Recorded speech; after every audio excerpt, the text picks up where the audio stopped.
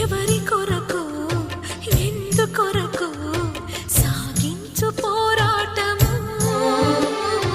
ఇల్లు విడిచి పల్లె విడిచి ఎన్నాళ్ళు ఈ నరకము